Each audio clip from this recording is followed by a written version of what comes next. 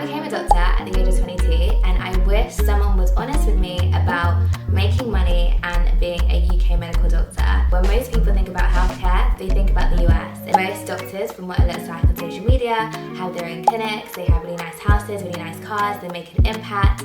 There are reality shows about being a doctor in the US, but that's just not the UK. And I just wanted to have an honest conversation with you guys about being a UK doctor and money. So if you're interested in hearing the tea, then stay tuned. The rest of this video, the hourly wage for a resident doctor is £14.66. When you factor in the fact that you are looking after multiple people, sometimes you could be responsible for half the hospital, and you are making decisions that are basically life or death, you're doing that for £14.66 is crazy. And when we look at other sectors, they are making more per hour. And this is not me attacking other industries, it's just me benchmarking how much resident doctors are making in comparison to their counterparts. If you are someone who cares about financial freedom, wants to live in a certain area within the UK, sometimes it's just not realistic based on that amount of money. And if you are pursuing financial wealth, then you may be better off actually working in sectors that are paid more or have a faster career progression. Where are the jobs?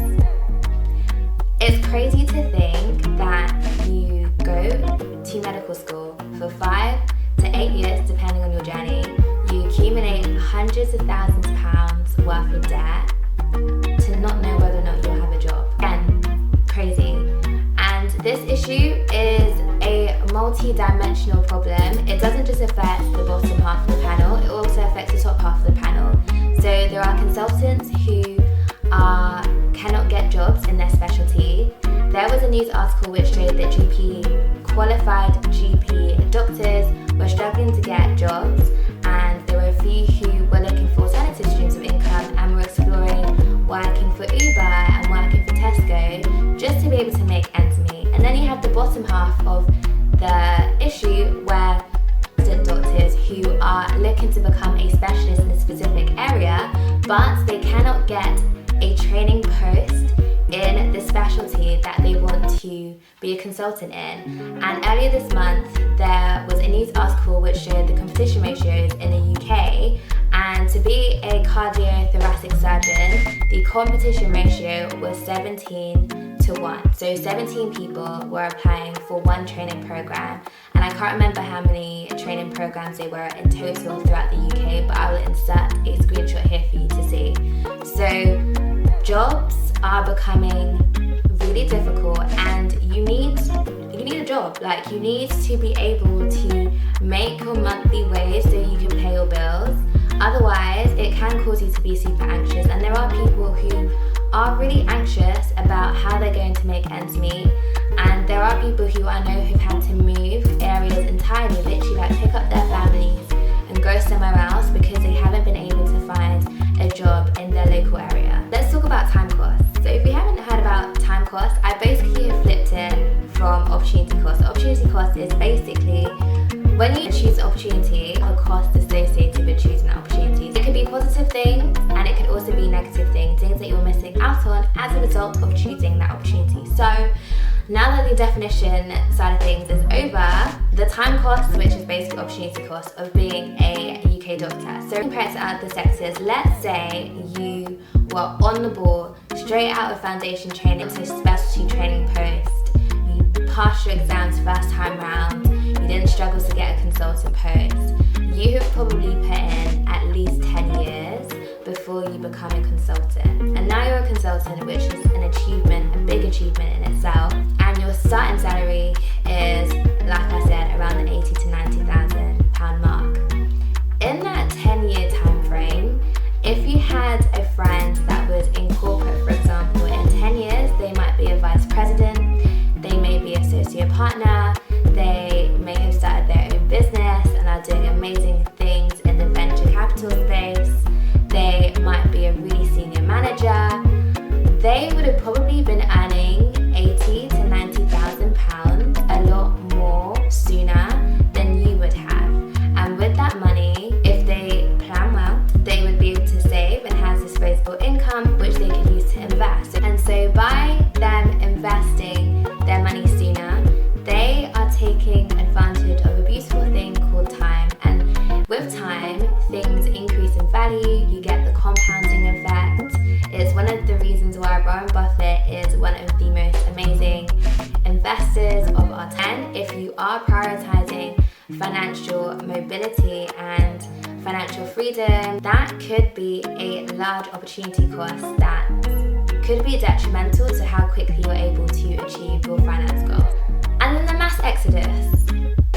Everyone's going. People are going to Australia, US, and sitting their US MLEs. People are leaving the healthcare system entirely and doing things in the corporate space, and they are basically taking advantage of the fact that they can have better pay, they can have a better work-life balance, they can get some sun, because that is something that we struggle with a lot in the UK. Now, for the doctors who don't leave, a lot of them have side hustles, and I actually have a video on some of the really cool side hustles that I have been able to witness doctors do, so I'm going to link it to this video at some point here. The reason why doctors are having to create side hustles is because, one, there isn't a new trend. I don't want to say new trend, but people are becoming more unapologetic about who they are and the fact that they have gifts and that they are passionate about things other than medicine. And sometimes their passions link to medicine and sometimes they don't. And they aren't limiting themselves and they like to pursue that. Other people are just trying to live and they know that they are sick and tired of having to stress about how much money is coming in every month. So they are looking to create other income streams to take the anxiety away so that they can actually enjoy just being a doctor without having to think of the money element of things. And I know this video is all doom and gloom. Like I said, there are doctors who are in the space that are doing amazing things and aren't worried about their income. And these doctors have something in common. They were super intentional and proactive about creating other income streams outside of their work. They were using their 9 to 5 or their 9 to 9 as a doctor and being diligent with the money that they do get, despite how little you could argue it is, and then taking that little and investing it and growing that investing pot. And if you are watching this video and thinking about being a doctor, then this is just the reality of the industry at the moment. It may change because all industries go through ups and downs. And I wouldn't want this video to deter anyone from becoming a doctor because it is a rewarding thing to do, and it's so much fun. It really is so much fun. However, if you are pursuing financial freedom and you want healthcare to be a part of that, there are things that you're going to need to do in order to make that happen. And as far as you're aware of that and you're able to make an informed decision, I don't think that there's anything wrong with that. And for those of you who are already in the system that want to stay but also want to think about looking at alternative income streams, you don't need £10,000 to start. You can start off with £1. How you treat a pound is how you're going to treat £10 and how you're going to treat £100 and how you're going to treat £1,000,000. It's all about the habit. It's creating the habit of being able to budget. It's creating the habit of being able to pay yourself first. It's creating the habit of being consistent and making sure that you're putting money into your investment pot every single month so that it can grow.